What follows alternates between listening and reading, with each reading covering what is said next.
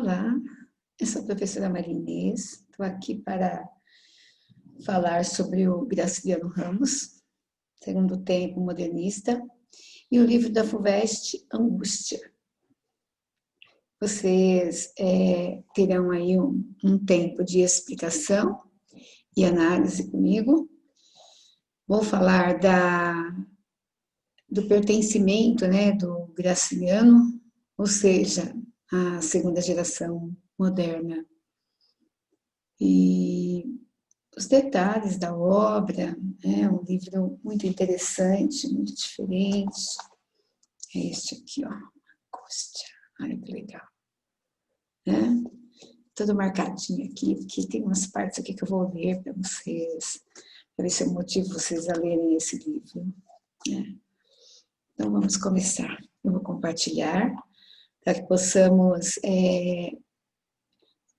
animar mais, Com imagem parece que as coisas ficam mais dinâmicas, mais animadas. Então, vamos começar. Então, vou compartilhar a tela. Aqui está a minha análise. Angústia. O Segundo Tempo Modernista. Vou colocar a mãozinha para cá, para podermos, que precisar, a gente abre consulta. E vou começar, tá bom? Espero que vocês tenham bastante paciência, que vocês se motivem bastante a ler, para que possam entender essa obra tão diferente do Graciliano. Eu falo diferente porque eu li, o primeiro livro do Graciliano que eu li foi São Bernardo. E o São Bernardo me levou a ler o Dom Casmurro, e foi. E eu fiquei, assim, muito apaixonada, sabe, pela linguagem, pelo jeito do texto, sabe, a dureza do Graciliano. Ele tem uma linguagem muito enxuta, muito concisa, que me chamou bastante atenção. Estou acostumada a ler livros românticos, Então, eu li na minha adolescência, quando eu estava no ensino médio. Então, eu procurei a diferença, Como assim, Um homem tão duro desse. Aí fui pesquisar sobre ele. Aí depois, na faculdade, tive que fazer uma análise do Angústia. Já tinha lido, já tinha entendido a circularidade dele, que o que foi difícil para entender foi a circularidade dele. Mas depois eu entendi, gostei demais. Não vou dizer a vocês que é o meu preferido dele, do Graciliano. Eu continuo muito fã do Paulo Honório. Acho o Paulo Honório de uma beleza, sabe? A cara de pau dele, a profundidade que ele leva você a pensar, chama bastante atenção. Luiz da Silva é mais profundo ainda, ele é mais complexo ainda. Mas o que me incomoda no Luiz da Silva é que ele não resolve a vida. Ele não soluciona. Isso me incomoda muito. E eu fico intrigada. Cada vez que eu leio, eu quero achar uma saída. Eu quero achar um final para o Luiz da Silva. Eu fico pensando coisas. Não sei. Eu fico incomodada com o Luiz da Silva. É um personagem que talvez ele esteja um pouco dentro de mim. Por isso que ele me incomode. Por isso que ele me incomoda. Desculpa. Muito bem. Vamos começar. Vou falar aí de 1930 a 45, o livro que nós vamos falar, ele foi publicado em 1936, não é o primeiro livro, Vocês já estão ouvindo eu falar aí do São Bernardo, Só que antes do São Bernardo tem outro livro, que é o Caetés, Então, os livros começaram a ser publicados mais ou menos, em 1933, porque ele também tem uma literatura infantil, por exemplo, A Terra dos Meninos Pelados, Tem crônicas, tem cartas, Graciliano é bastante promissor, Foi bastante promissor. Ele está num tempo bem difícil, a crise de 29, crise cafeeira, Revolução de 30, era Vargas, ascensão do nazismo e do fascismo, tanto que a gente tem de 30 a 45 a Segunda Guerra Mundial, combate do socialismo e a própria Segunda Guerra Mundial. Então, eu também vivi um período difícil, que era a Era Vargas, Tassiano será punido por Vargas, ele vai ser preso, que vai ser dito que é comunista. Ele nunca foi comunista até ir preso. Depois que ele foi preso, ele se tornou comunista. Ele saiu da prisão, ficou quase um ano. Quase um ano. Não chegou a ser um ano, chegou bem perto de um ano. E não era comunista. Depois ele entrou no Partido Comunista, porque falou, já que eu fui preso mesmo, né, por eu ser comunista, por ser comunista, agora eu vou ser. Na verdade, não é isso, né? Ele sempre foi um defensor das causas, grandes causas sociais, né? Isso a gente não pode negar, né? Então, segundo tempo modernista, contexto histórico está aí, para vocês pensarem, né? E quando lerem o livro também vão encontrar bastante semelhança com isso. Então, eu tenho duas imagens, uma de Vargas e outra da Segunda Guerra Mundial, né, para vocês se localizarem, né, começarem a ler o livro e falar assim, mas que período que é mesmo? É segundo tempo modernista. Qual que é o contexto histórico? Então, tá aí. Né? E não se esqueça que vocês têm o Drummond, Claro Enigma, né? Vocês têm também desse período aí da literatura portuguesa, A Relíquia, o Angústia, e o Romanceiro da Inconfidência, da Cecília Meirelles. Tudo no mesmo período. É um período de bastante importância, né, no segundo tempo, porque a literatura ela funciona, né, como uma fonte de informação. Então, vocês vão ver aí, ó, na década de 30, né, nós tivemos aí uma modernidade, que foi o aumento das ondas do rádio. Né? Então, o rádio era o único meio conhecido, né, de informação na época. E ele tinha ondas longas. E aí, na era Vargas, né, as ondas curtas foram inauguradas. E aí ficou mais fácil, né, porque dava para ver a notícia de mais perto, tinha mais opções. Né? Então, era um jeito de ter contato com o país. E a outra forma de ter o contato era exatamente quando se tinha a literatura. Né? Então, é um período em que a literatura ela é imensa, tem muitos autores. Né? Se fosse estudar todos aqui, olha, ficaríamos aí umas duas semanas estudando, né, cada um, porque é uma imensidão. Agora, nós falamos, né, de vários. Então, nós falamos na poesia e nós falamos na prosa. Na poesia, só para lembrar, ó, vocês estudaram Drummond, Vinícius, Cecília Meirelles, Jorge Lima, Murilo Mendes. Né? E na prosa vem José Américo de Almeida, Raquel de Queiroz, José Lins do Rego, Jorge Amado, Érico Veríssimo e o Graciliano Ramos. Olha quantos. Né? Então, é importante que saibamos a dimensão de tudo isso, né? Porque se nós temos, né, uma literatura a serviço da informação, significa bastante. Né? Então, é uma literatura do país, é uma literatura sobre o país. Então, isso que foi conquistado na primeira fase do modernismo continua. Só que eles estavam preocupados com o plano estético, agora a gente está preocupado com o conteúdo. E esse conteúdo é social. E o Graciliano, ele é um autor que ele é muito voltado ao social, muito mesmo. Né? Todos os livros dele, né, acabam trazendo você para um momento do país muito significativo. Né? Então, nós temos uma obra muito grande, interessante e muito conhecida. Né? Ele tem traduções aí em vários países da Europa, né? Que leram e se apaixonaram por Graciliano Ramos. Então, aqui está uma fonte de informação, que é o rádio, e agora vem os romances, né? Então, qual foi a intenção dessa informação? Aproximar os estados brasileiros um do outro, porque dava a impressão que o Brasil ele só era formado por Minas, São Paulo, né, e Rio de Janeiro. São Paulo estava começando, né? Então o auge maior era Minas e Rio de Janeiro. Né? São Paulo foi industrializado a partir do início do século, né? Então agora ele está em grande desenvolvimento, né? O Estado, né? E vai se tornar, né, um Estado promissor aí que a gente sabe, né? Não é independente, nem pode ser independente, né? Mas é um Estado promissor, né? Ele carrega uma economia muito importante dentro do país.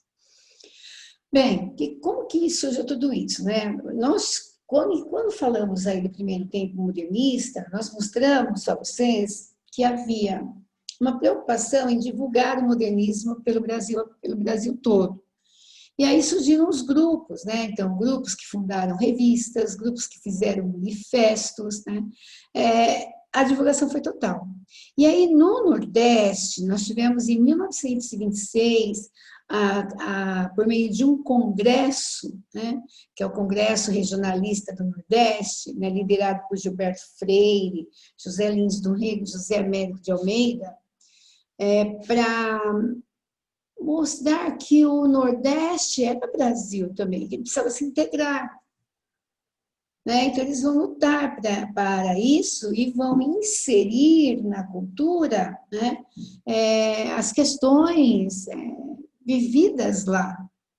A gente vai ter o sertanejo, né? Nós vamos ter a seca, o coronelismo, que é um pedido dos coronéis, né?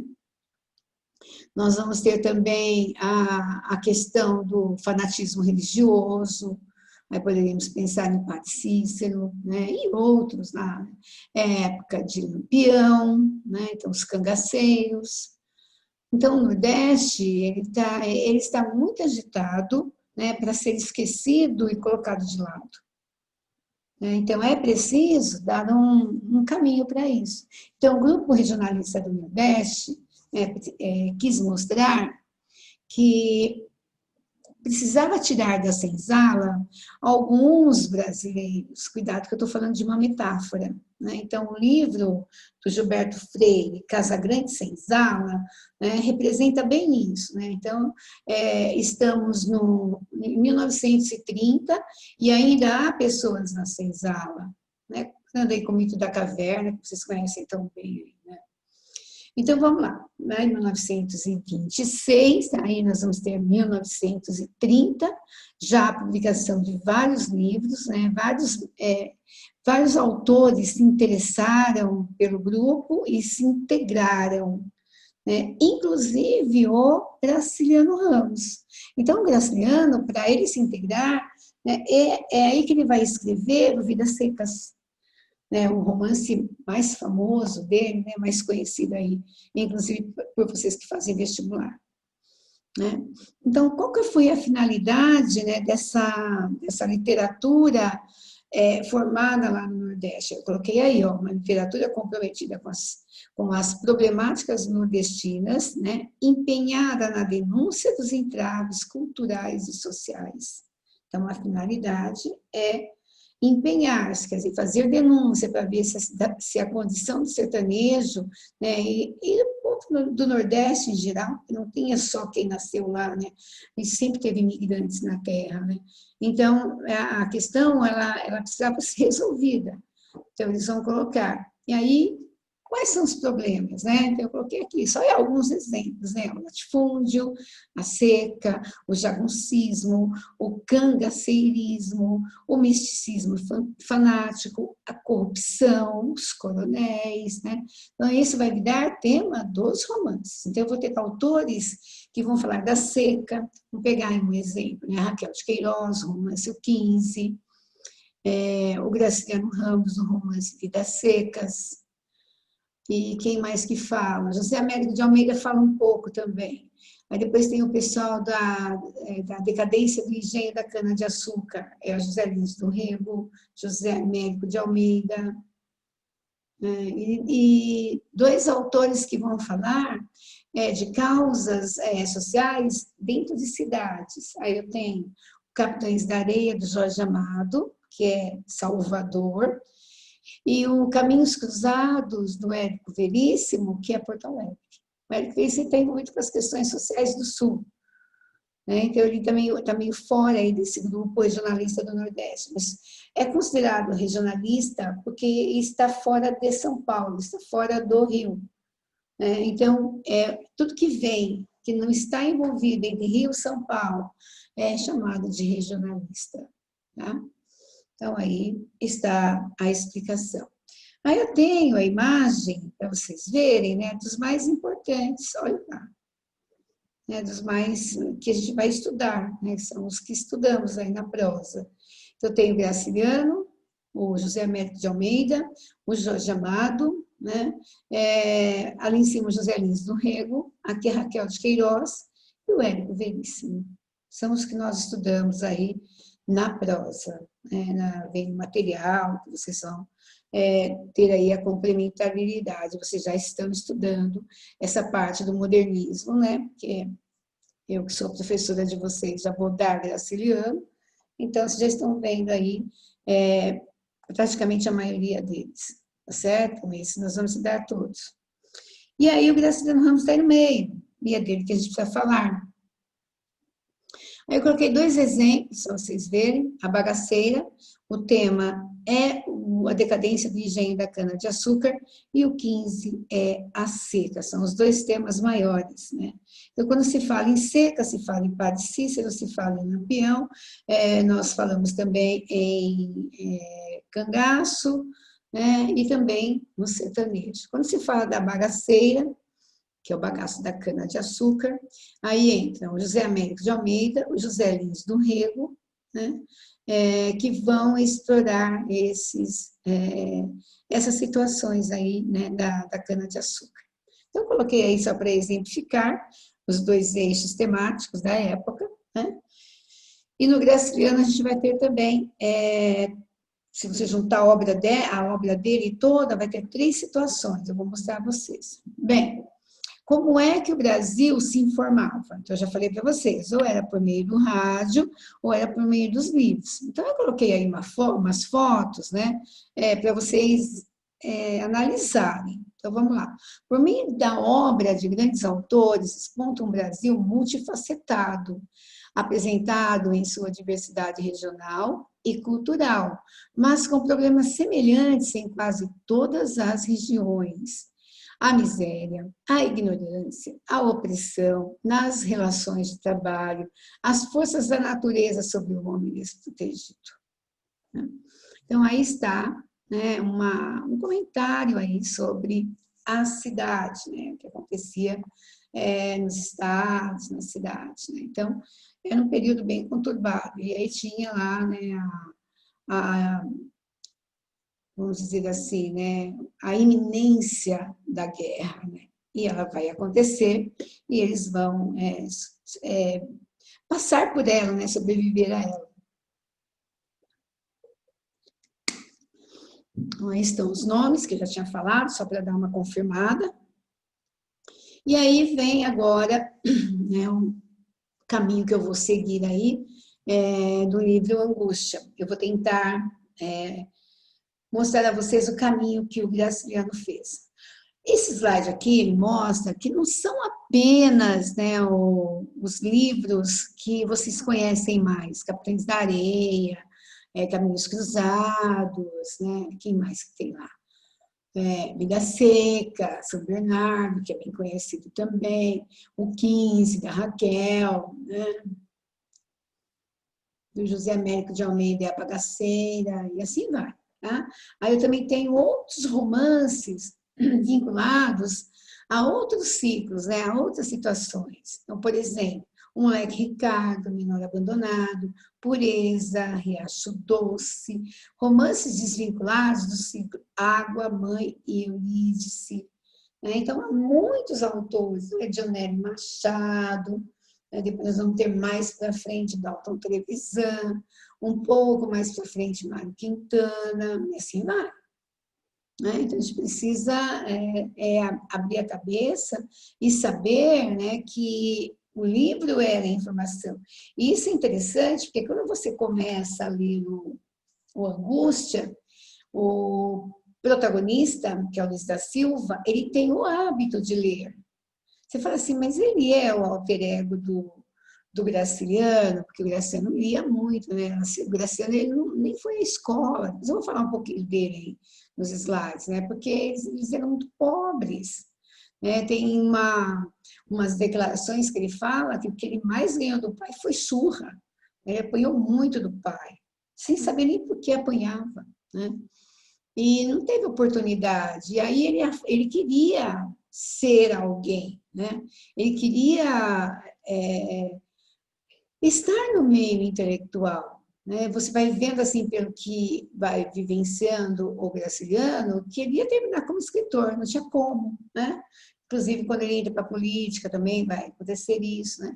Então ele começa a ler, e ele tem uma paixão imensa por dois autores, né? Ele lia o Alencar, ele lia o Bernardo, ele lia todos esses autores, mas lia de devorar, né? De devorar um livro atrás do outro. E ele foi, né, ganhando cultura, né? Claro, né, pela leitura. E ele era um admirador de Machado de Assis. Machado de Assis era um autodidata, né? Tanto que quando você lê São Bernardo, você fica bem em dúvida em não dizer que ele não se inspirou em São Bernardo, porque também é um romance de traição, né? Só que a Capitu, ela tem voz, ela não tem voz, mas ele tem mais vivência com ela, né? No São Bernardo, a Madalena, ela não suporta, ela acaba se suicidando, ela toma veneno, né? Porque ela não suporta a pressão, né, do Paulo Honório. E aí ele vai ficar em dúvida, né? Porque ele vai descobrir que ela está morta, né? Que ela se suicida. E ele vai tentar dizer para ele mesmo que ele não é o culpado. Ele é o culpado. Mas ele vai dizer que não é. E ele vai mostrando durante a narrativa várias situações argumentativas, né? Para tirar um pouco essa culpa, né? Já não é o que acontece no Luiz da Silva. O Luiz da Silva, ele convive com a culpa. Ele quer se livrar dela, mas a cabeça dele não permite, né? O único jeito dele se livrar dela é pagar, né, pelo que ele fez, que ele não tem nem coragem de se apresentar, né? Então, ele vai viver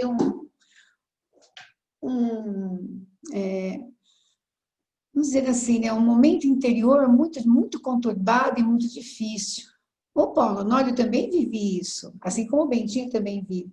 Olha o que eu estou tentando mostrar para vocês, é que eu fui lá no século XIX e resgatei o Machado. Isso significa alguma coisa? Claro que significa.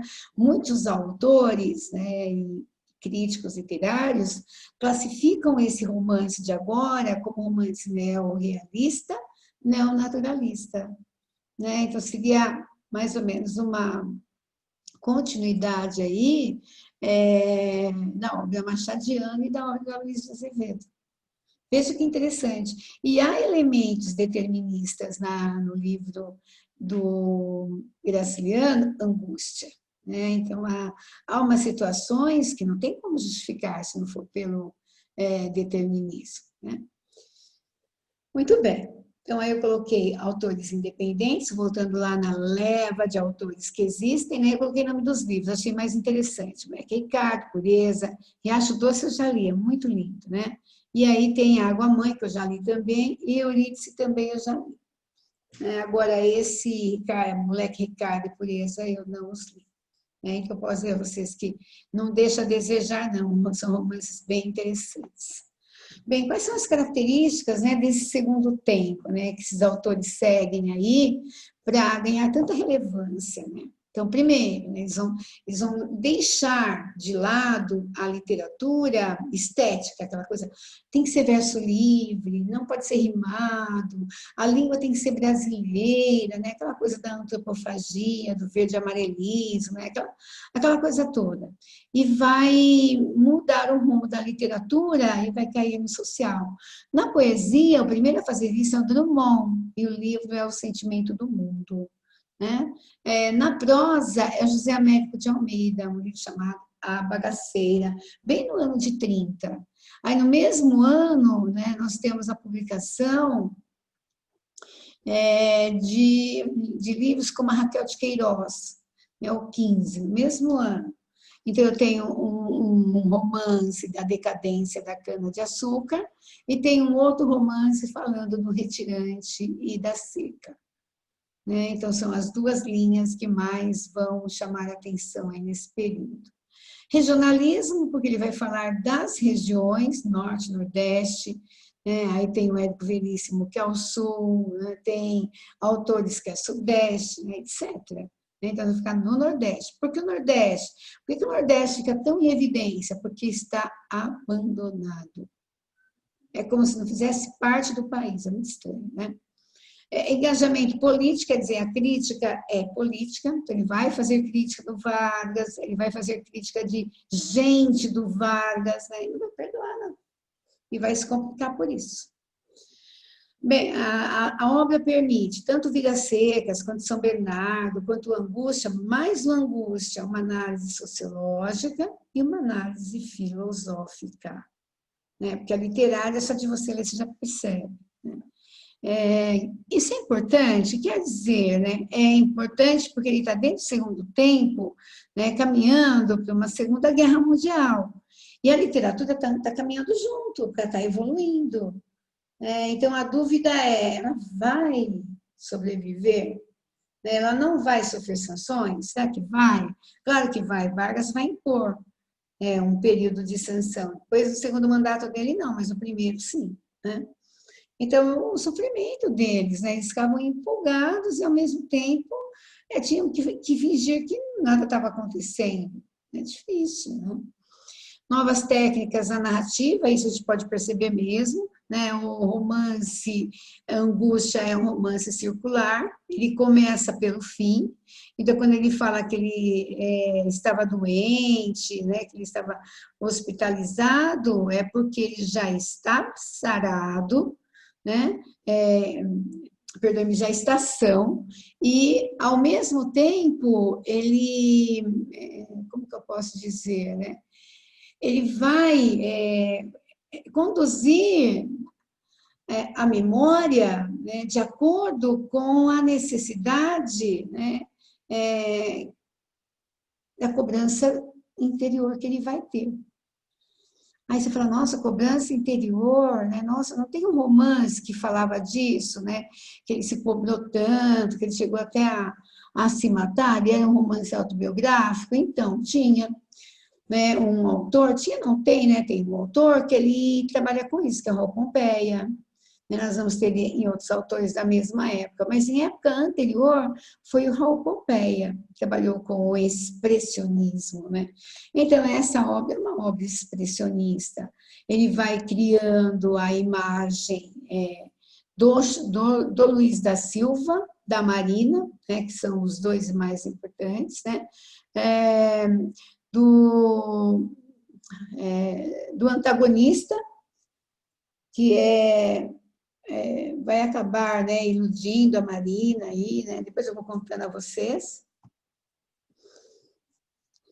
E nós vamos ter também a participação das mulheres, né? Então, tem a Quitéria, tem a própria avó dele, né, que ele vai falar. A mãe não aparece, mas a avó aparece. Ele vai falar da Marina, né, como sempre, né, que é a mulher da vida dele, a Marina. Ele acaba enlouquecendo justamente porque ela, né, o traiu. Eu já vou fazer spoiler aí, porque não tem como, né? E aí, classificando assim em linhas gerais, tudo que foi produzido no período é um período muito rico, muito denso, né? E, claro, que a crítica analisa, né? Depois que todo mundo leu, que alguns livros foram traduzidos, né? Aí vai dizer que é o melhor momento da nossa literatura, porque ela é engajada, né, na política, ela é engajada no social, ela é engajada no individual, né? Então é uma literatura muito bem feita. Graciliano é premiado? É premiado. Ele ganhou o prêmio Graça Aranha, ele ganhou praticamente todos os prêmios, né, que foram oferecidos por causa de linguagem, por causa de romance, e o que aparecesse aí, né? Então, eu coloquei aí, ele nasceu em 1892, em Quebrangulo, no Alagoas, e morreu em 1953, em Buenos Aires. Ele já estava como diplomata, né? Se a única coisa que o homem terá certeza... Aí eu falei errado, né? Buenos Aires não, ele morre aqui mesmo, ele morre de... Ele fumava demais, né? Ele morre com problemas pulmonares. A única certeza do brasileiro é o carnaval no próximo ano. Então, né, se ele estivesse vivo hoje, talvez ele não tivesse dito isso, porque o ano que vem, que nós sabemos, não haverá carnaval, né? Mas a gente tem a data, você vai ter a data, o brasileiro vai respeitar a data. Tudo só começa depois do carnaval. É uma brincadeira besta aí, né? Mas funciona, tá certo? E aí vem uma frase dele, né? Interessante para a gente guardar, né? Essa coisa aí de... É uma das frases mais interessantes dele. Bem, aí eu coloquei de novo, né? Nasceu em Quebrangulo, na Alagoas, foi prefeito. Aí, assim, olha, ele não pôde estudar, né? A família tinha 14 filhos, olha só, eram 14 irmãos. Então, não tinha como, né, estudar todo mundo, porque mal dava para comer, né, porque era uma família pobre. E aí, o que eu contei para vocês dele ficar lendo, né, que é seguir o exemplo do Machado de Assis, e que funcionou com ele, funcionou, ele era um gênio. E ele foi professor, né, ele trabalhou como,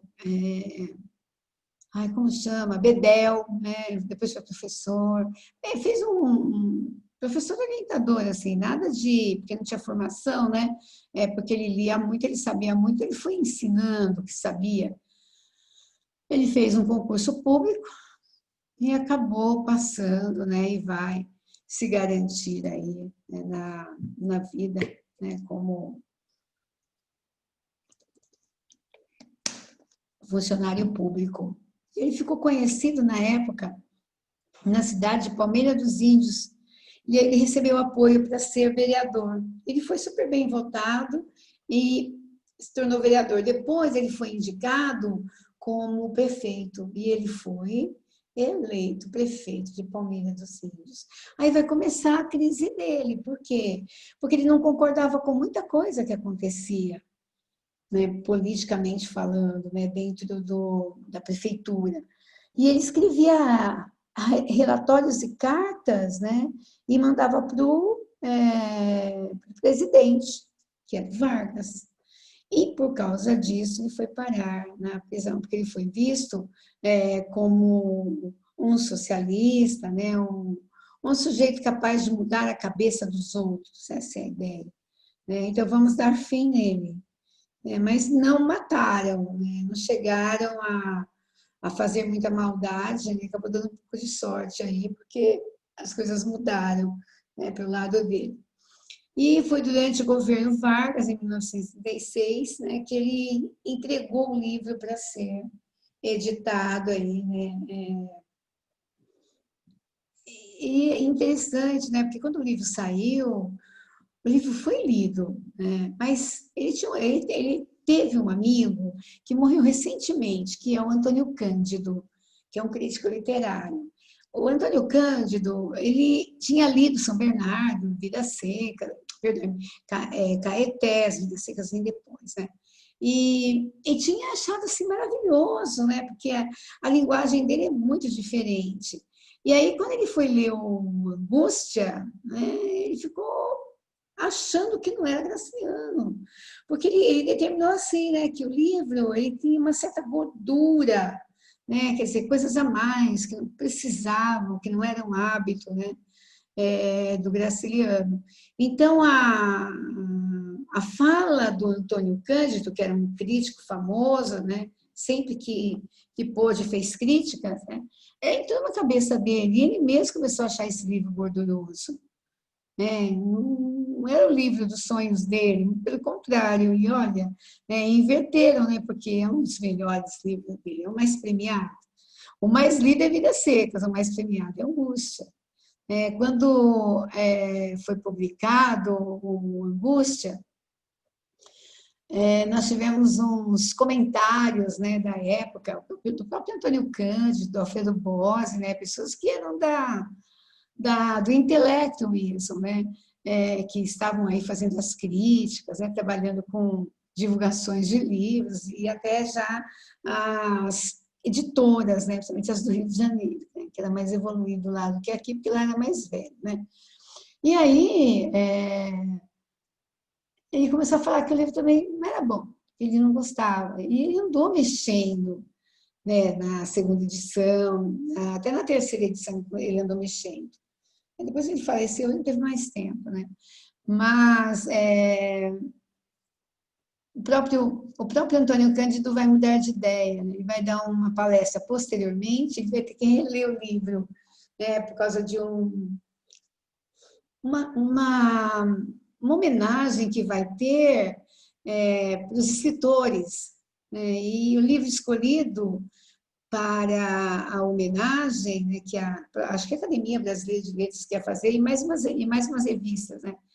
E aí o Angústia tinha sido escolhido, então ele teve que reler o Angústia num outro momento. E aí ele ficou encantado com o livro, né? Ele vai fazer uma bela de uma crítica e vai elogiar, né, o grande amigo Graciliano Ramos. Então, ele tem uma importância grande aí no meio intelectual. Né? Bem, em 38 ele publica Vidas Secas, depois de Vidas Secas, nós ainda temos uma obra autobiográfica, que é Memórias do Cárcere, vai ser publicada em 1953. Ela começou a ser escrita dentro da cadeia, ela vai contar como é o dia a dia numa cadeia. E olha que ele esteve preso em cidade pequena, no Alagoas, depois ele foi levado para Minas, depois ele foi levado para o Rio. Aí ele volta para a terra dele, né, na cadeia, não vai sair, nesse período vai dar quase um ano. E aí ele volta para a terra, volta para a cadeia no Rio de Janeiro, assim, questão de, sabe, de pouco tempo, porque o governo ele não se entendia com os cuidadores lá dos presos, né, que hoje é um ministério, na época não era. Né? E aí nós temos a obra, assim, bastante relevante em relação a tudo isso. Né? E assim vai, né? Assim nós vamos avançando aí na vida do Graciliano. Olha lá, depois do Rio de Janeiro ele foi levado para Ilha Grande, né? E ficou lá durante 10 meses. Né? Então, nesse período ele vai escrever Memórias do Cárcere, que é um livro autobiográfico dele, que vai ser publicado em 1953. Então, aí tem algumas imagens para vocês verem, né, que mostram, né, como era, né, estar nesse lugar aí, por nada, né, porque ele não tinha feito nada. O que ele tinha feito? Né, tinha escrito algumas coisas que tinham incomodado o Vargas. Né? Isso é um comentário, a Memória de um Cárcere, obra que ultrapassa os limites do pessoal para se tornar um importante depoimento da realidade brasileira da época e uma denúncia do atraso cultural e do autoritarismo da era Vargas. Então, esse livro vai ser publicado em 1953. Né? Então, o Graciliano conta coisas muito tristes aí desse período que ele passou na prisão. Né? Ele vai mostrar que, mesmo naquela época, as prisões brasileiras já eram problemáticas. Né? Bem, aí um pouco antes, né, ele na redação da Tribuna Popular, pouco antes não, antes da publicação do livro, né? Já né, fora da cadeia, né? E ele vai agora integrar-se ao Partido Comunista, em 1945. Só que depois ele vai, com o passar do tempo, ele vai se decepcionar um pouco, porque as ideias não era bem o que ele pensava. Ele teve oportunidade até de fazer viagens, né, para países comunistas, né? Ele ele vai ver que na verdade era meio fraude, né? As coisas não eram tão perfeitas, né, com o ideal, né? E as decepções. Ele fala um pouco disso em Memórias do Cárcere e depois no livro Viagem também. Né? Então, nós temos aí, né, algumas informações que acrescentam, né? E agora eu vou começar a falar da obra. Ó. Como romancista, ele alcançou equilíbrio e ele foi capaz de reunir o filosófico, o sociológico, o literário e o histórico. Mas o mais interessante é a análise psicológica que ele faz de tudo isso. É de uma profundidade e a linguagem é tão concisa, né, que é dura, sabe? Você lê um Jorge Amado, é mais ameno, né? O Graciano não. Você lê o Vidas Secas, você se coloca no lugar, você se coloca no lugar do Luiz da Silva. É terrível o negócio, né? É de uma precisão, assim, fantástica. Eu coloquei aí uma ordem para vocês saberem, ó, Caetés, 33, São Bernardo e Angústias, romances em primeira pessoa. Vidas Secas, 38, Insônia, 47, em terceira. Infância e Memórias do Cárcere, obras autobiográficas. É mais para vocês saberem, né, a disposição da obra dele, entenderem o processo. Aqui a gente vai entrar em angústia. Esse rapaz pensando aí, é o Luiz da Silva. É o começo do livro. Ele está sentado, está tentando escrever um livro, que é o grande sonho da vida dele, e não consegue, né? Está ali, né? E não consegue. Só que ele vai te contando, né, o fluxo de consciência, né, a memória. E quando ele termina o livro, né, você se surpreende, porque você vai descobrir que aquele começo do livro que você leu e que ficou meio sem saber o que fazer com aquele começo, né, é o final do livro. Então, é uma narrativa circular. Onde nós tivemos isso? Na Vidas Secas. Na Vidas Secas também é uma narrativa circular. Então, é isso que eu falei para vocês lá atrás. Né? Existem uns romancistas, né, que eles ganham muito mérito por causa da habilidade deles, né, de diferenciar a obra do comum, sair do comum. Bem, por que o livro recebe o nome de angústia? Né? Os alunos perguntam muito isso. Né? Por causa do conflito, né, das frustrações do Luiz da Silva, que ele não consegue resolver. Luiz da Silva ele é um herói problemático. Né? Ele quase é um anti-herói. Né? Ele chega muito perto de ser um anti-herói. Por quê? Porque ele acaba destruindo a si mesmo. Né? Ele tem um comportamento complicado, né? Porque ele parece uma espécie de paranoia, de fanatismo, né? Então é psicológico, certo? Que conta. Bem, ele é um livro que vai relatar o conflito e as frustrações. O Luiz é um escritor, olha as coincidências, né? Faz muitas citações de histórias desagradáveis de sua infância. Então, ele vai contar a história do avô e da avó, depois do pai, né? Então, ele era pequeno, na infância. Depois, com o pai, a gente vai saber aos 14 anos, né? Que o pai dele morre. Né? E aí ele vai ficar só. E vai perder tudo. Porque o avô dele era uma espécie de coronel. Para vocês terem uma ideia, ele conta que quando o avô ia chegando assim nos lugares, né, as pessoas, os homens, tiravam o chapéu e varriam a rua do avô passar. Então, o avô era sabe, um homem poderoso, um coronel. Né? Mas mesmo na infância já, ele percebe uma certa decadência, mesmo esse avô, né? Ele percebe uma certa decadência. Depois a gente tem a história com o pai, né? A vida dele com o pai. A mãe não aparece, a gente não sabe porquê, mas a mãe não aparece. Né? Aí tem a morte do avô, depois a morte da avó, né? Ele vai viver com o pai.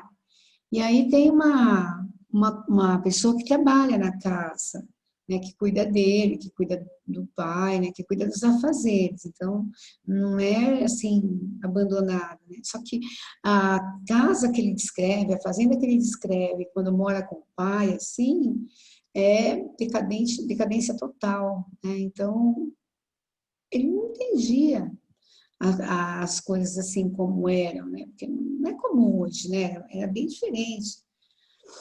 E aí ele vai contar pra gente que ele estava com 14 anos e ele foi à escola. Quando ele voltou da escola, ninguém tinha avisado, ele só viu um corpo em cima da mesa lá, né? E chamou bastante atenção dele porque o lençol não cobria, né, a parte da canela para baixo da perna, de tão curto que é, tanta miséria que tinha a casa, né? E aí é o pai. Ninguém dá mínima para ele. Chega assim, sabe? Ninguém dá mínima. A única que vai posteriormente levar a xícara de café para ele, né? É a moça que trabalha lá, a moça, uma senhora que trabalha lá. Né? Então ela vai levar, ele fica tão feliz, né? Ele fala assim, poxa, né? Finalmente alguém me enxergou.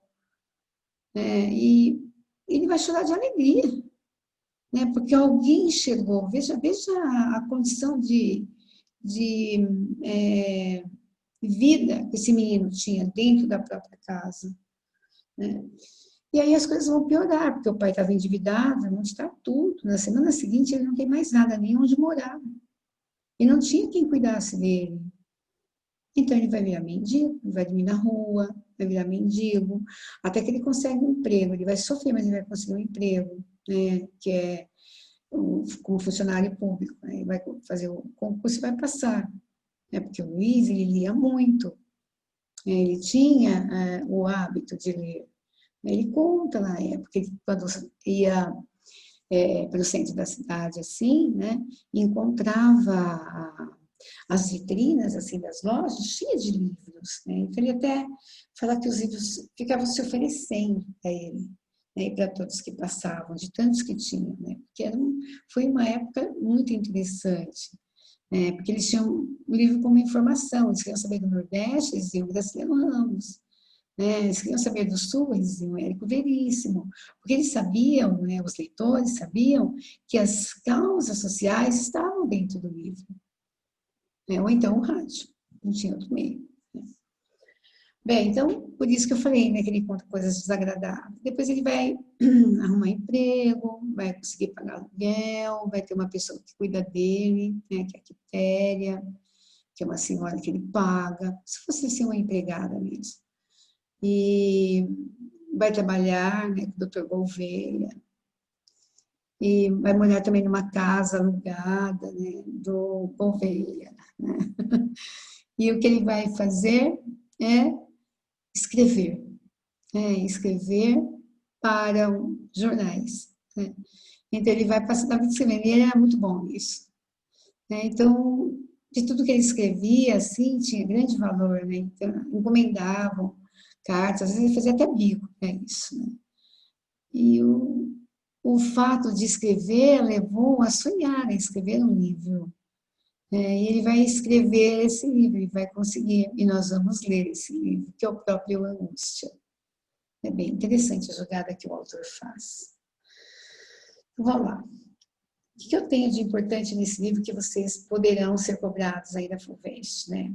Primeiro, ele é narrado em primeira pessoa.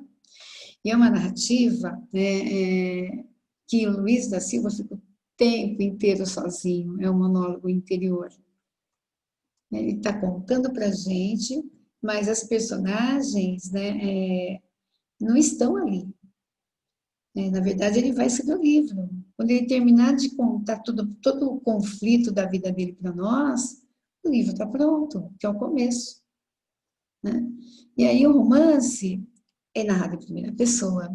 É como se fosse assim uma confissão, porque ele cometeu um crime, né? Ele matou o Julião Tavares, que a gente vai saber por quê. Né? Depois eu vou contar o enredo para vocês saber. Né? E quando ele matou o Julião Tavares, ele achava que ele ia resolver todos os problemas da vida dele.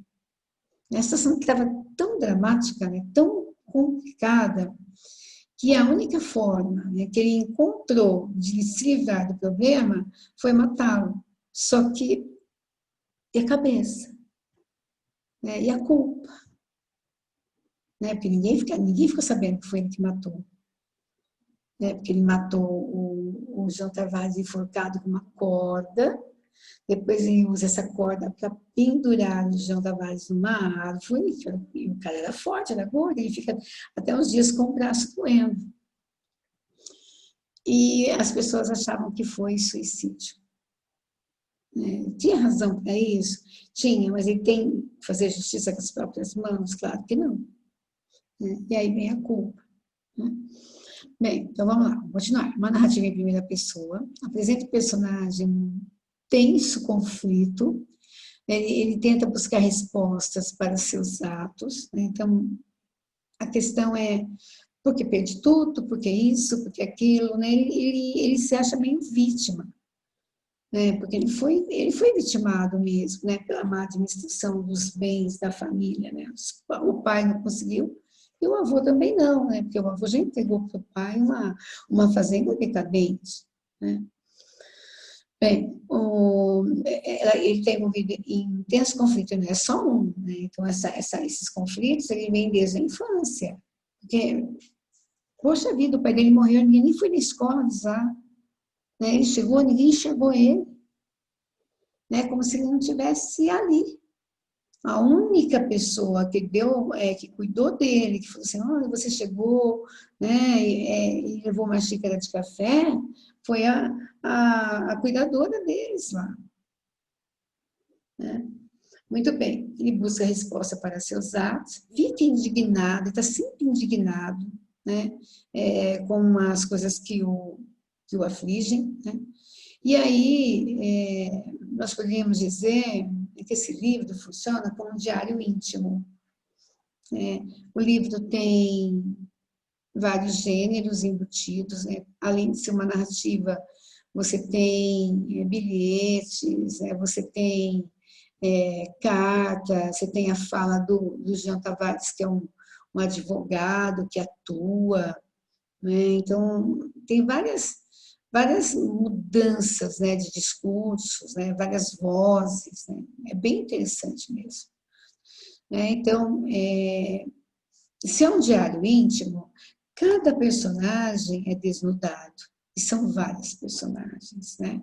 Então, o narrador desnuda-se a si mesmo, ou seja, ele conta tudo para a gente, né? E se desvenda. Agora, como ele faz isso, né? Confissões muito tristes, muito dolorosas, né? E a culpa da morte, né? E talvez ele achasse que a culpa era dele, né? Porque ele também nunca teve voz ativa para nada. Né? Então, isso torna o texto muito dramático. Bem, o que eu pus de curiosidade aqui? Então, é o Antônio Cândido, né? Não ia deixar de falar dele.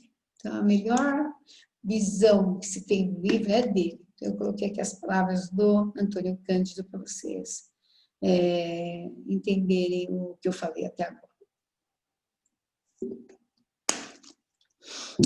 Essa parte eu vou ler, tá? Porque é dele, depois eu explico. Bem, por que ele fala que a angústia apareceu sob outra luz? Porque ele tinha lido São Bernardo, ele tinha lido Caetés, né? E a angústia é totalmente diferente, né? Já contei aí para vocês que para começar a circular, né? Não é o Vidas Secas que é a primeira narrativa circular, é a angústia. A essência desse romance, no conjunto de uma obra pautada pela economia verbal e pela objetividade, deixará de ser vista como fruto de um descuido.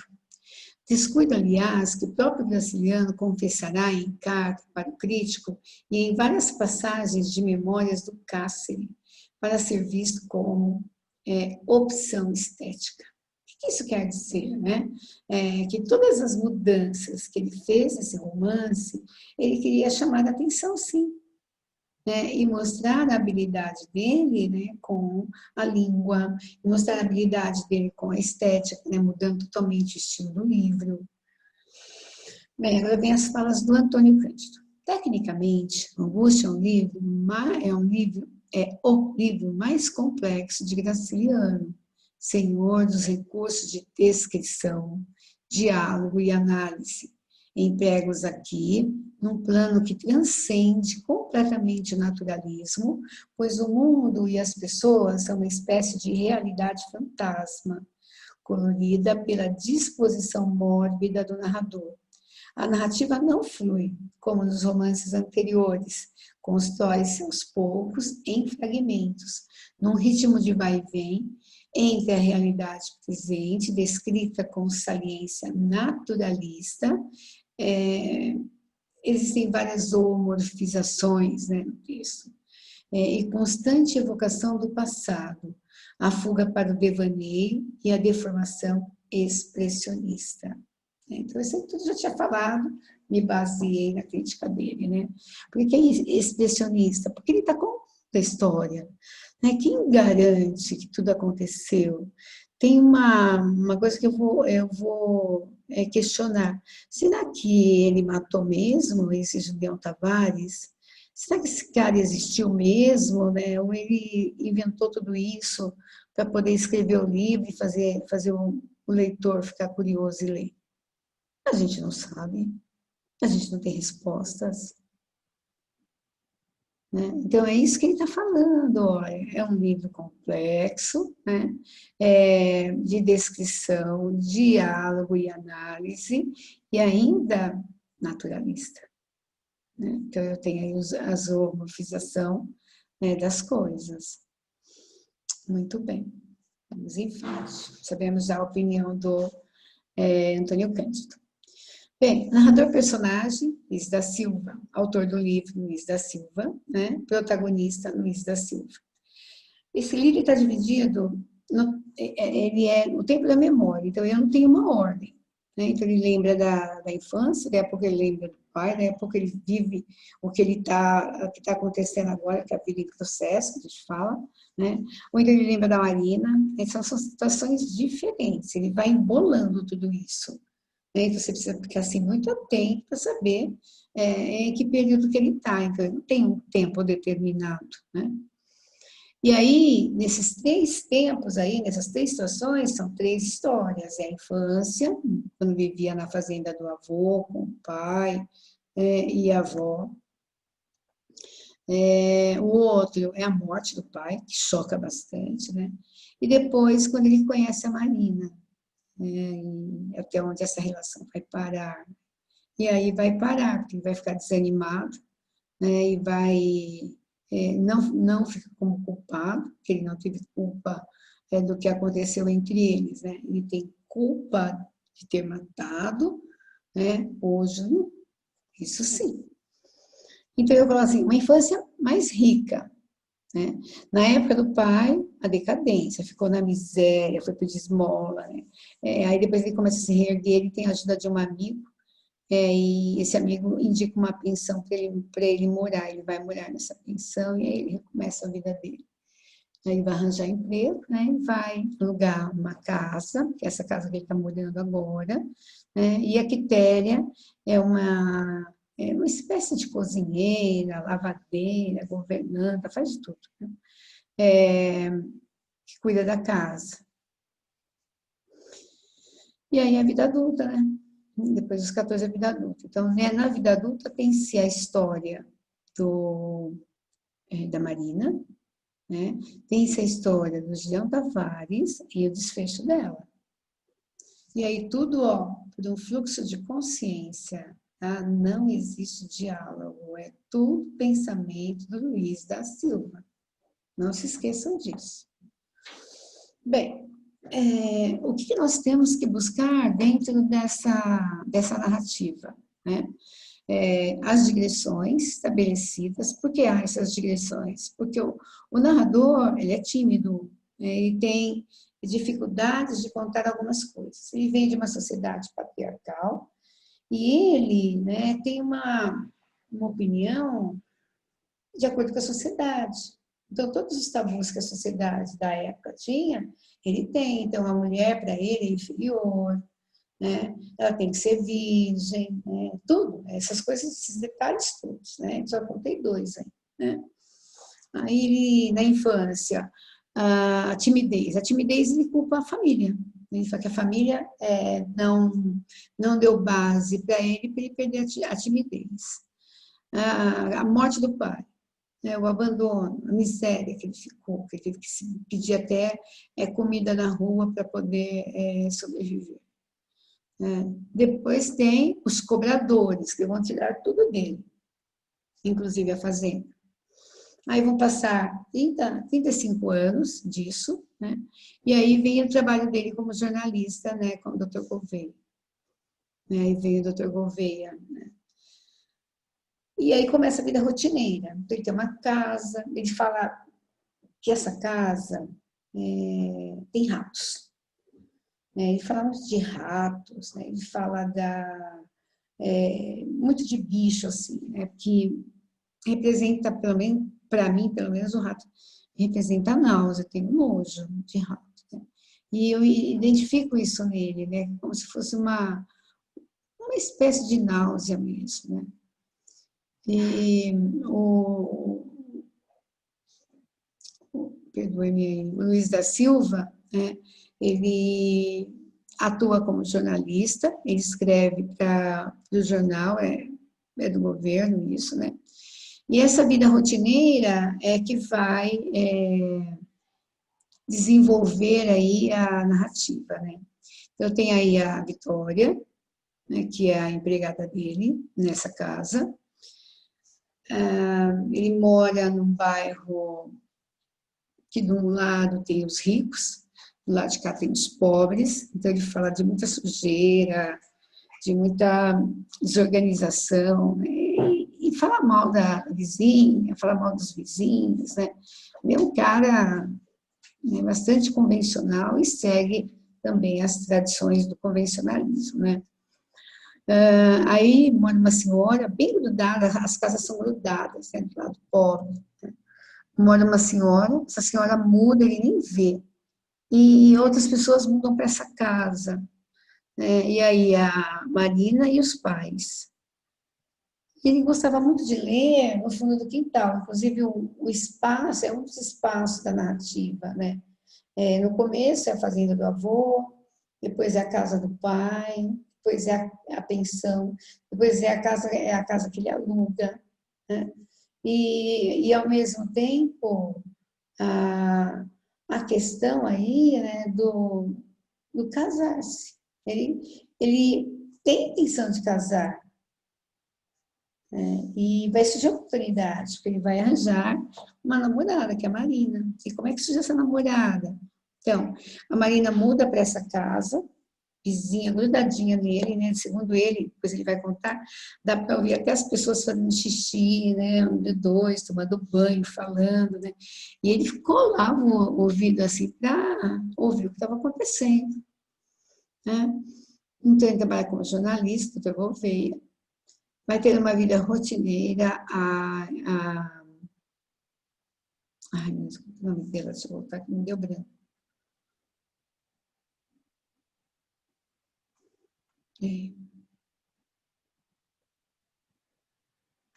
A Vitória, muito branco a Vitória. Muito bem. E aí que virão os temas, né? Deixa eu terminar aqui. Então, vem a vizinha Marina, ele gostava de ler lá no fundo do quintal os livros, então ele tinha uma cadeira lá, esticava lá, e lia. Ele ergueu o olho assim, ele viu uns cabelos assim loiros, né? Meio amarelados, meio arruivados, assim. E depois essa menina se escondeu de novo. Até que foram rolando, rolando, rolando, e se apresentaram e até começaram a namorar. Quando eles começam a namorar, né, a mãe da Marina, ela começa a falar para a filha, né, que é para casar, né, não ficar perdendo tempo, casar. E aí ela vai falar para ele, né, que se não tem intenção de casar, né, ele fala assim, eu tenho, né, porque ele era muito secão, assim, tímido, né. E, e carentão também, né? Não vamos dizer que não era porque era, né? E aí ela não tem as coisas, né? E a Marina é ambiciosa, né? Ela tem, assim, um perfil bem diferente do dele, né? Ele se contenta com muito pouco, a Marina não. E aí ele vai ajudar a Marina a comprar o enxoval. Então ele dá dinheiro para a Marina ir comprando o enxoval. E ela compra as bobeiradas, né? Ele tinha um dinheiro guardado na poupança, e aí ele tira e vai dando a ela. E ela compra coisas bem fúteis, coisas para ela, né? E ele acompanha, mas ele não fala nada. E aí, né, não tem o que fazer, né? Tinha perdido tudo, e aí vai começar a gastar também o dinheiro, né, que ele carregava lá com ele. Né? Então as coisas ficam difíceis, né? Mas ele vai levando, né? É, aí eles começam a namorar com a autorização da família, e depois disto, né, a Marina, ela vai ser vista, né, conversando com uma pessoa que ele não gosta, que é o Julião Tavares. O Julião Tavares é um advogado, é novo ainda, né? Só que ele é gordão. Ele fala que ele é gordo e que ele vivia, que ele tinha as carnes moles assim, e vivia oleoso, assim, sabe? Ceboso, era um homem ceboso. Né? Então, vivia suado demais, né? Então, ele ficava meio que de lado, assim, né? Para não se aproximar, né? Do ceboso, né? E esse detalhe é importante? Então, é importante, por quê? Porque a Marina, ela, ela, ela não critica o noivo, né? Mas ela quer que ele se arruma, ela fala para ele, que tal por essa roupa, por essa, né? E ele fica assim, sabe?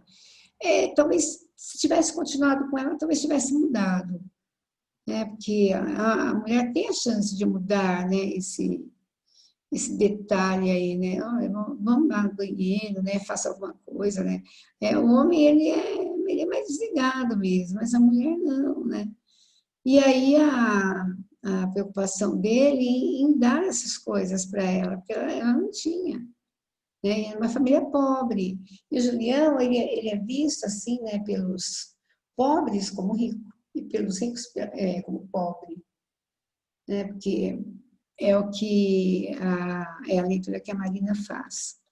Bem, aí vem a amizade no começo, né? Ele está sempre lá lendo. Depois que ele conhece a Marina, ele vai ler mais ainda, né? Até a chegada dela lá, né? Então, às vezes ela hesita de ir, mas depois ela vai, né? E ela gosta de estar com ele, né?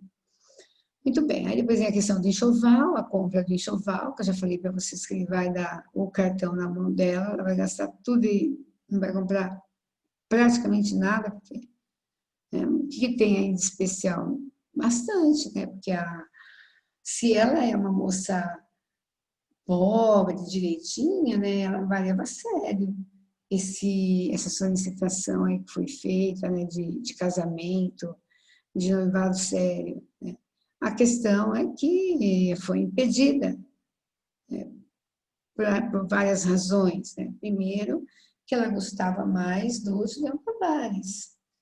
Nós vamos ver isso na sequência agora, né? E aí eles não queriam, eles queriam que ela ficasse, né, com o, o Luiz da Silva, né, porque ele tinha mais a ver, né, e ele ajudava também as pessoas, menos a mãe dela era a favor de que ela se casasse com o rico, né? Então a Marina, ela não segue muito não, ela faz o que dá na cabeça dela.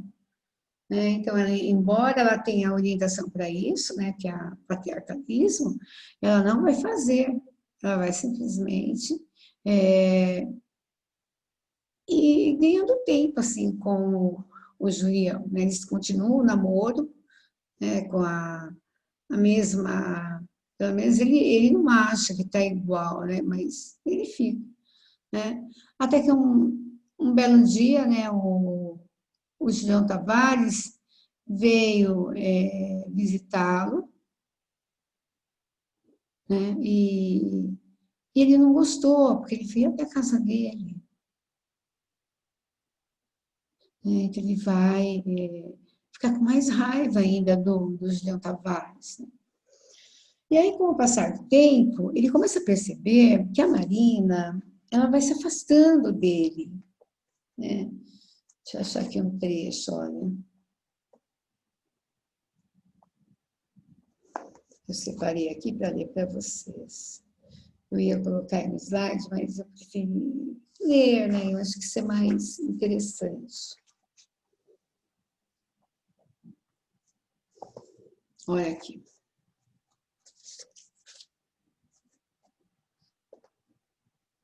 Vou ler o trechinho, tá? Para vocês entenderem. Ver também a linguagem, né? Para ficar mais fácil para vocês, né?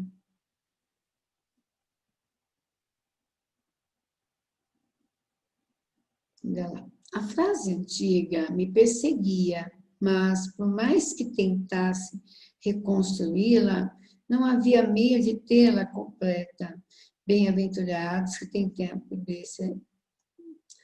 Deixa eu ler de novo.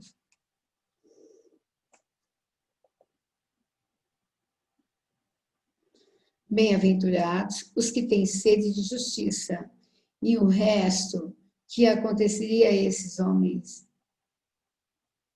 bons, né? Aí ele fala assim, ó, se eu continuar aqui. A frase antiga me perseguia, mas, por mais que tentasse reconstruí-la, não havia meio de tê-la completa. Bem-aventurado os que têm sede de justiça. E o resto, que aconteceria a esses homens? Que aconteceria a esses homens? Vinham tiradas incoerentes que embranqueciam a ingressiã marina.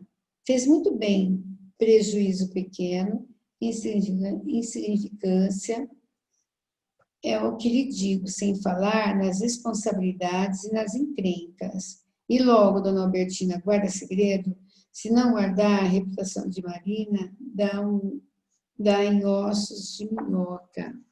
Dona Albertina, perguntou Marina, pálida como flor de algodão. Sim, dona Albertina, minha sem vergonha. Vamos para diante, marcha. Continuamos a caminhada. Segurei o braço mole de Marina.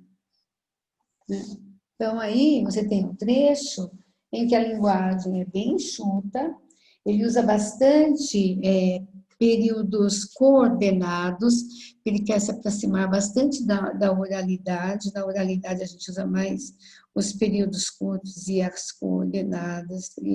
Ele quer chegar aí. Poucos adjetivos, ele não é de muitos adjetivos iguais às narrativas românticas, né?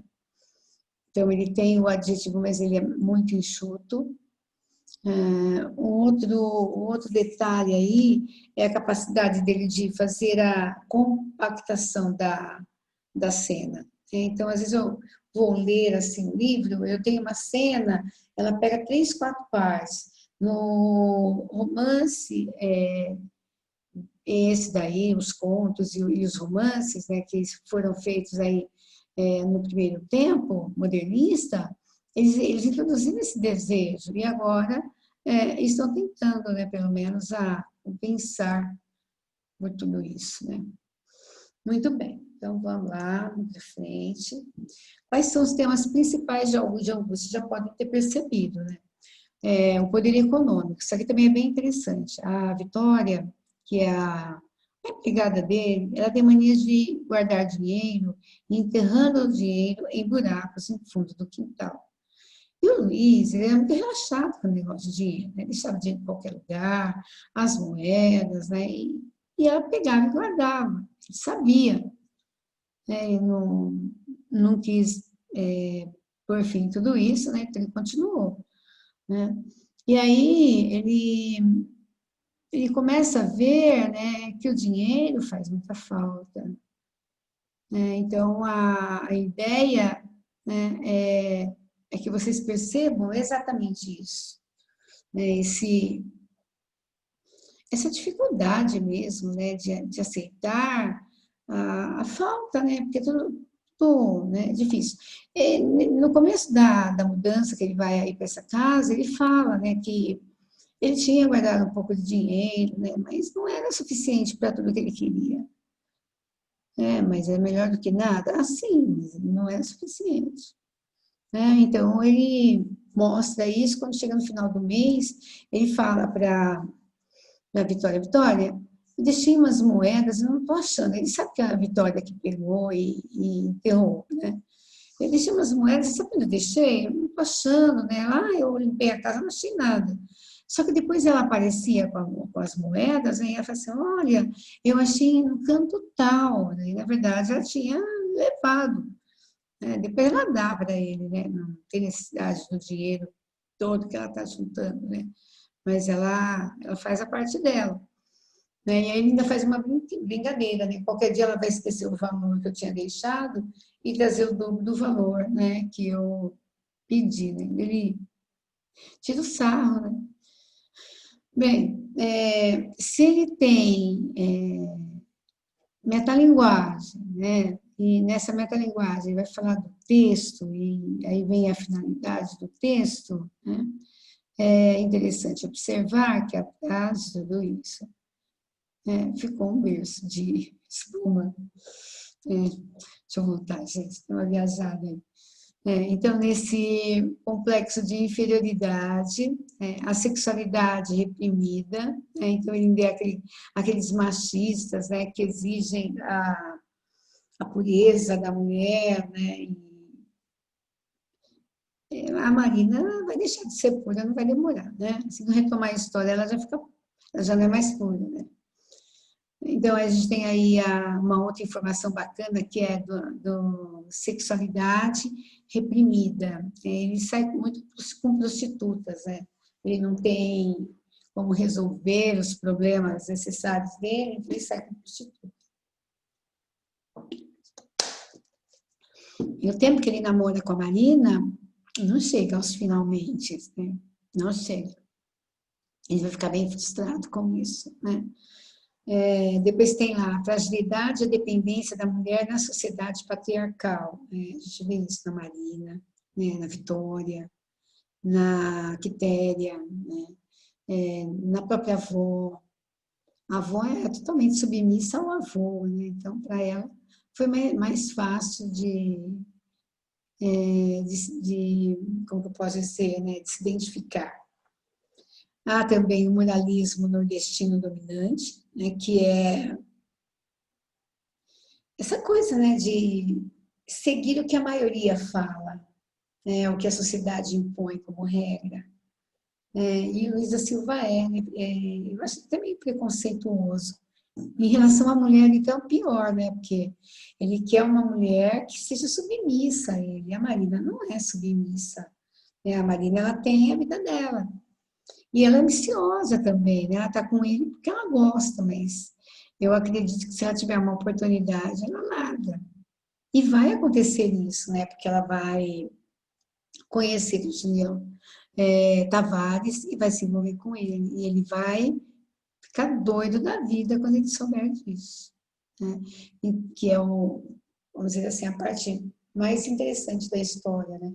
Ele começa a ver o Julião lá, né? Primeiro, lá de fora, conversando, né, com a Marina. E a Marina vai se distanciando dele. Né? Ele fala as coisas lá não direito, né? Ela inventa desculpa para não ficar com ele começa a perceber. Né? Até que se afasta, né? Acaba terminando aí de um jeito estranho, né? Porque ela até tentou, sabe? Mas ela tinha traído, né? E, e aí o Julião mesmo, aí o Julião entrou, né? O Julião entrou para dentro de casa. E ele era muito mau caráter, o Julião, né? Na verdade, a gente sabe que ele gosta de seduzir as meninas e engravidá-las e abandoná-las. né? Quer dizer, o mau caráter, né? O safadão mesmo, né? Desculpe aí, mas é bem né? Um homem vulgar, né? Muito bem, né? E aí o Julião vai, e é comida, e sabe, do bom e do melhor, né? Porque ele é muito rico.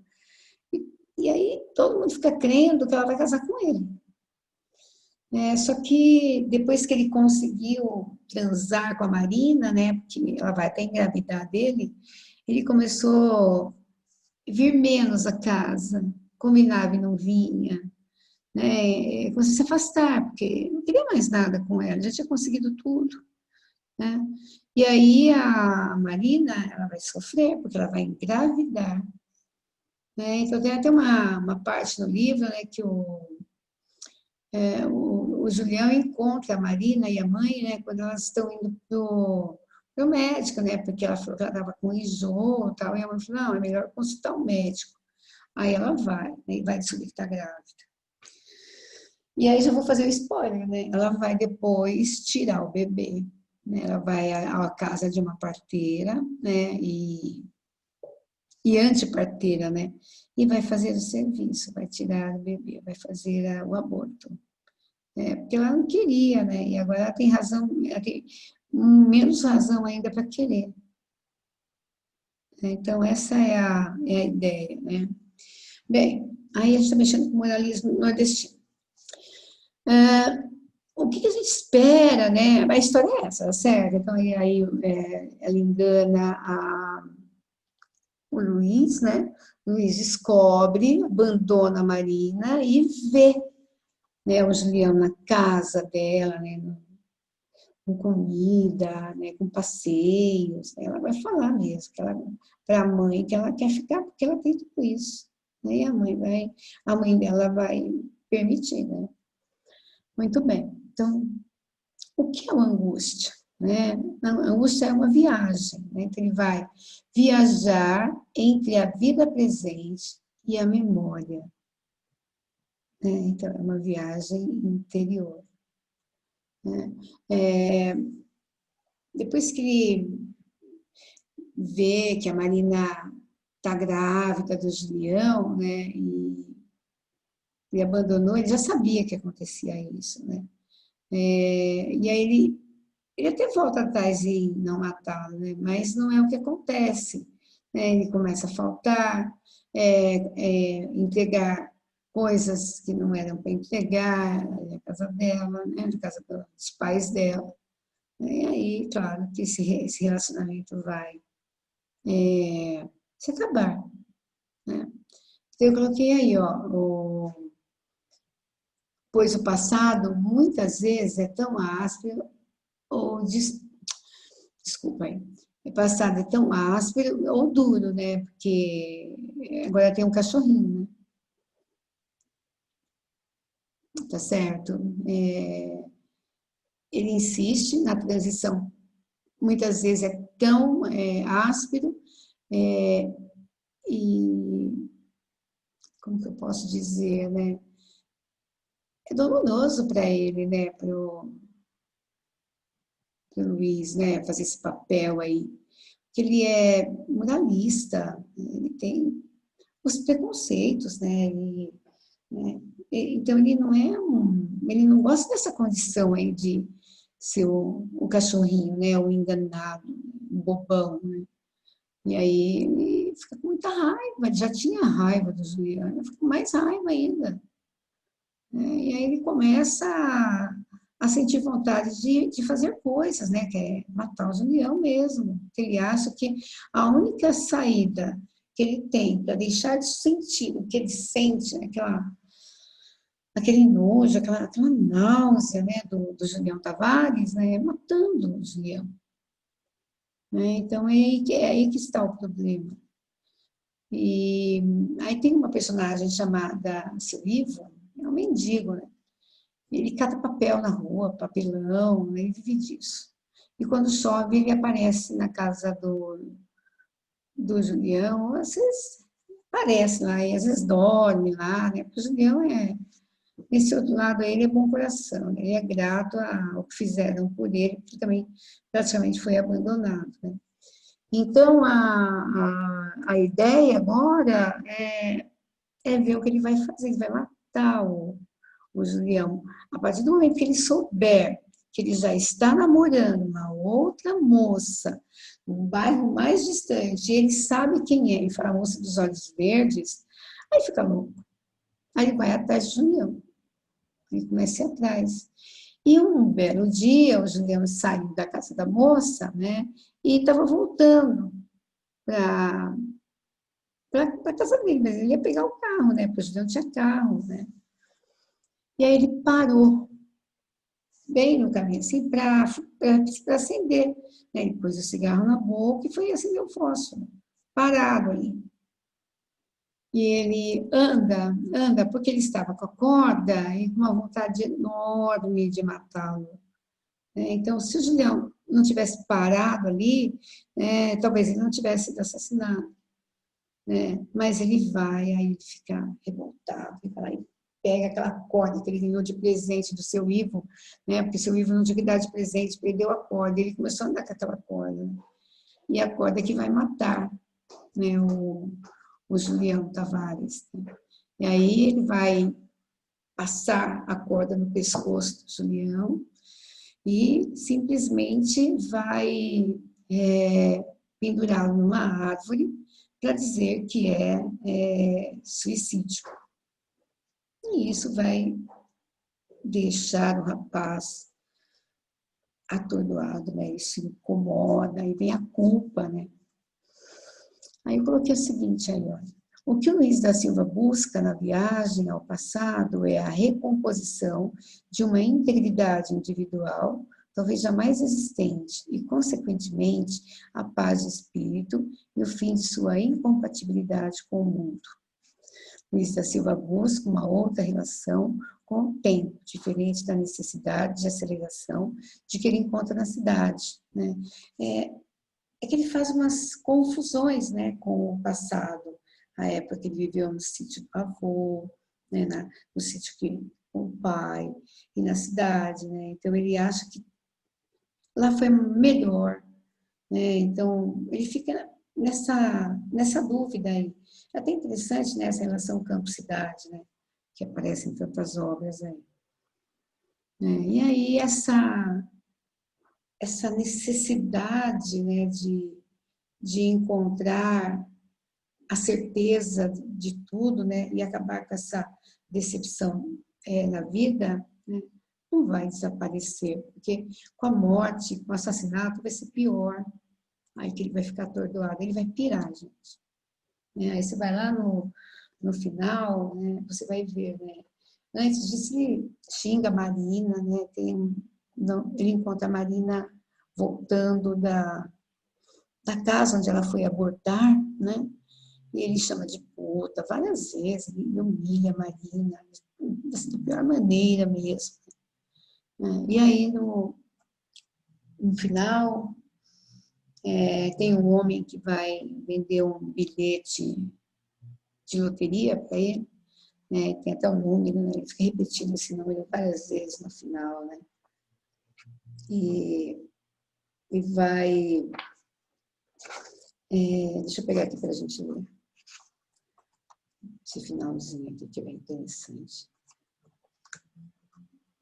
Eu vou ler só a parte final. E é interessante porque é surpreendente. Eu só vou mostrar a vocês. Só um minutinho. Só.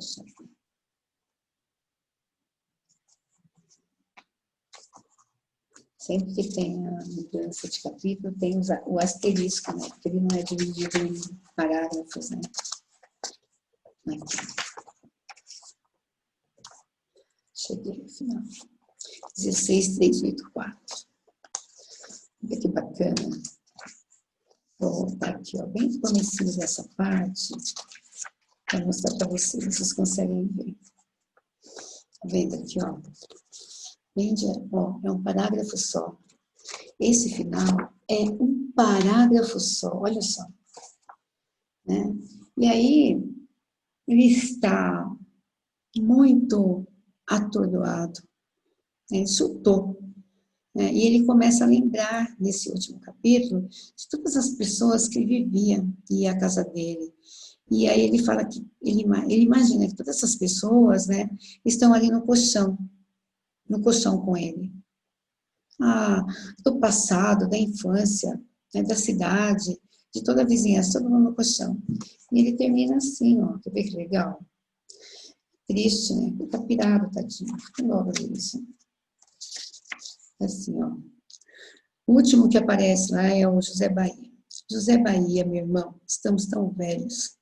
Acomodavam-se todos. 16384 é o número do bilhete lá que ele não comprou.